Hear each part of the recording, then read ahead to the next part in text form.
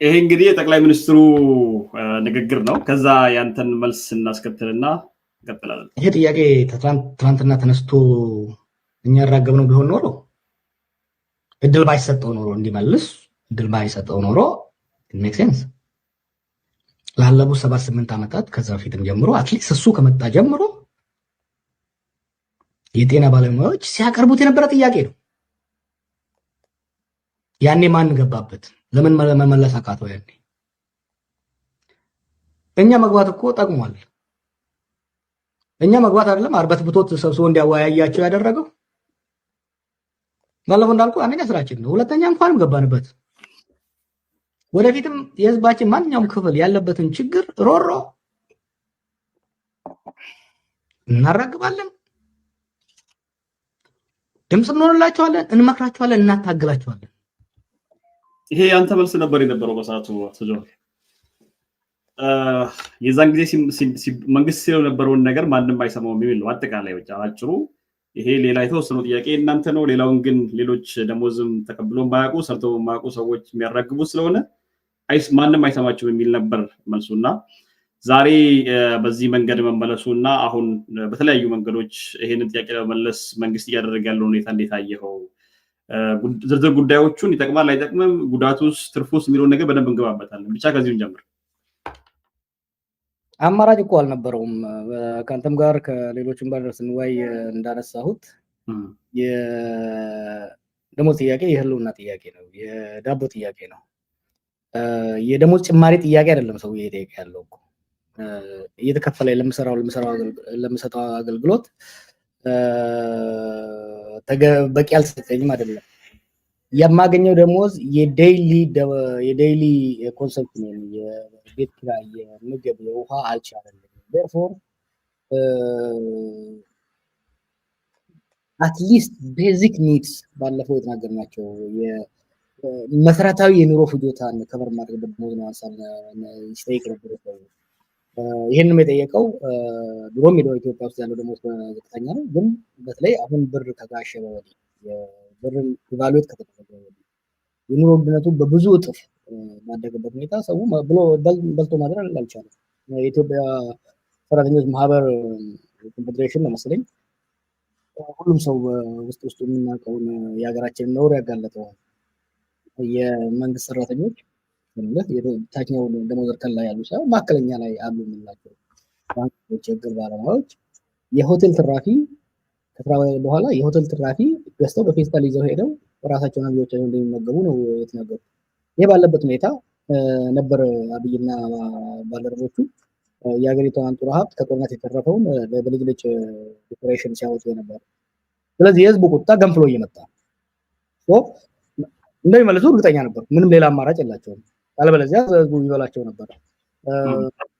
በቂ ነው፣ ትክክለኛ ነው፣ ጊዜያዊ ነው የሚለውን በማየት እንችላለን። ግን ወደው ሳይሆን ተገደው የመለሱት ከአይኤምኤፍ ጋር እኮ የገቡት ስምምነት ሞር ግብር መጨመር፣ ሌላውን ግብር የማስፋት፣ በትምህርት በሌሎች ማህበራዊ ፋይዳዎች ላይ መዋል ያለበትን በጀት በመቀነስ ግብር የመሰብሰብ ስምምነት ነው የተስማሙት።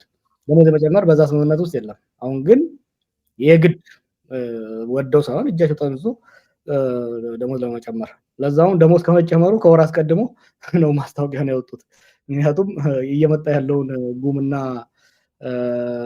ዳመና በደንብ እያዩ ስለሆነ መመለስ ግዴታ ነበር።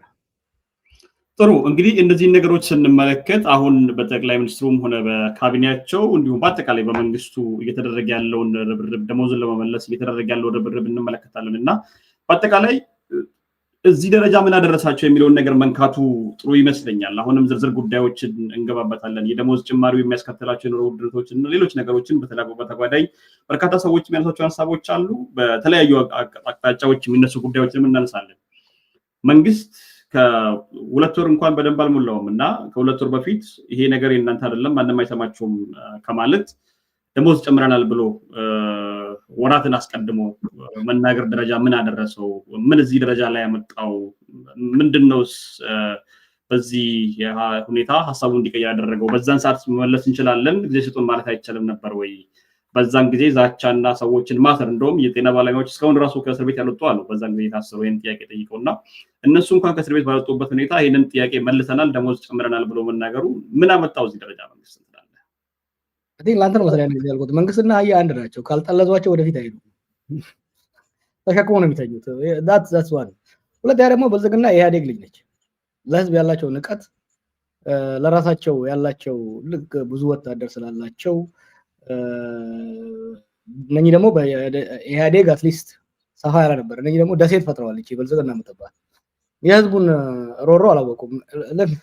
ለሚቴል ሚስቴክ ምን አይነት ሚስቴክ እንደሰራው ይሄ ጥያቄ ሲመጣ ቁጭ ብሎ በተረጋጋ መልኩ ከራሱ ካቢኔ ጋር ከታች ካለው ጋር ከመወያየት ይልቅ ግር ብሎ በጤና ባለሙያዎቹን መምህራኖቹን ሰበሰባቸው፣ በራሱ ወጪ አደራጃቸው። ከምስራቅ ከደቡብ ከሰሜን ከመካከል መጥቶ ለመገናኘት የሎጂስቲኩም የፋይናንሻል አቅምም የጸጥታም አመቺነት የሌለውን መምህራን የጤና ባለሙያ አንድ ቦታ አሰባሰባቸው። ቀን ቀን የእሱን ዲስኩርስ ሲኮመኩሙ ውለው ማታ ሲደራጁ ነበር። አሁን ባለፈው ባደረጉት ግምገማ በተለይ ከታች እርከን የመጣው የወረዳ ሌላ አመራር ይሄን እውነታ ስለተረዳ ባደረጉት አሰስመንት ሊፈነዳ እንደሆነ አውቀዋል። ሐኪሞቹን አሰርን ብለው አባረርን ብለው የሐኪሞቹን እናንጣው። ለምሳሌ የሐኪሞቹ ላይ ያደረጉት ክራክዳውን በጣም አልተሳካም። ምን አረጉ? ሁላችሁም ተባረራችኋል ብለዋቸው ሆኖም ግን ማስታወቂያ አወጡ። 200 ምናምን አይ ቲንክ አንዱ አዲስ አበባ ያለው ሆስፒታል 100 ምናምን ሰው ለመቅጠር አንድ ሰው አፕላይ አላደረገም። that's how unified these workers are።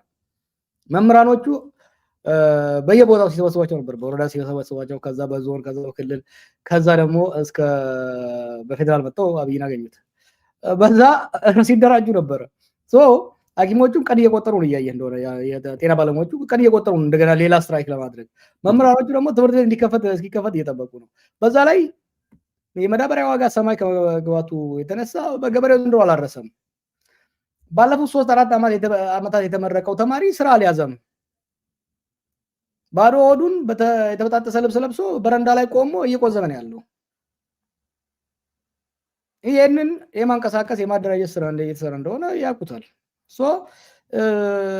በፍራቻ ተርበትብተው ነው ገና መስከረም ሳይመጣ ነሐሴ ላይ ለማሳወቅ የወሰኑት እንዳይፈነዳባቸው ስለፈሩ። ይሄንን የዓመት በዓል ወቅት በተለይ ችግሩ እየተባባሰ ስለሚሄድ ይሄን ስለተጠራጠሩ ነው። ከፍራቻ የተነሳ ነው በከፍተኛ ሁኔታ በፈጣን ሁኔታ ይሄንን ለመግለጽ የተገደዱት። ምክንያቱም ምን ሆኑ መሰለ ሌላ ተውና ኮኦፕት ሊያደርጓቸው ለምሳሌ የመምህራን ማህበር፣ የሰራተኞች ማህበር ኮንፌዴሬሽን ከመንግስት ጋር ያሉ ድርጅቶች ናቸው። መንግስት ኮኦፕት አድርጋቸው መንግስት ጋር የሚሰሩ እነሱ ራሱ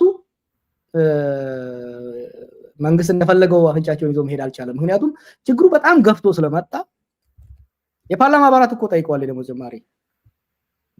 ወታደሮች እየጠየቁ ነው፣ ጀነራሎች እየጠየቁ ነው፣ ፖሊስ እየጠየቀ ነው። ምክንያቱም ሰው በልቶ ማደር አልቻለም። አብይን ማየት አልቻለም። ምክንያቱም አብይ ከቤተ መንግስት ሲወጣ ይሄንን ያሸበረቀ ጎዳና ነው የሚያየው። እያንዳንዱ ሚኒስቴር ከዚህ በፊት ብዬ ያለው የራሱ ሼፍ ከሸረተና ከሂልተን ቀጥሯል። they live in different world። ባለፈው 2-3 ወራት የተደረጉ ካምፔኖች ያንን ኢሉዥን ያንን የውሸት ደሴት አናጋው። ሲያዩት ደሴቷ በሱናሚ ልትጠቀለቅ እንደተቃረበ ይተረዱት። ለራሳቸው ለመትረፍ ሲሉ ለህዝቡና ለሰራተኛው ሳይሆን ለራሳቸው ለመትረፍ ሲሉ ነው እቺን አሁን ደሞዝ ጭማሪ ያርገናል ብለው በአስቸኳይ ለማሳወቅ የተገደዱት። ጥሩ እንግዲህ በርካታ ነገሮችን እናነሳለን ብያለሁ። ዛሬ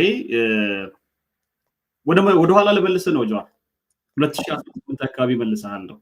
ዛሬ ያለንበትን የሀገሪቱን ኢኮኖሚ ለማንሳት መንግስትና የመንግስት ደጋፊዎች ወይ ደግሞ ፋርሲ ቡላዎች የሚሉት ነገር መንግስት ባዶ ካዝና ነው የተረከበው፣ ባዶ ሀገር ነው የተረከበው።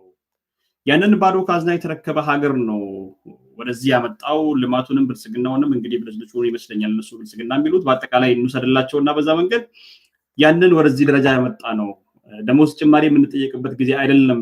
ላው ላይ ያለንበት ሁኔታ ባዶ ሀገር ነበር የተረከብነው፣ ባዶ ካዝና ነበር የተረከብነው።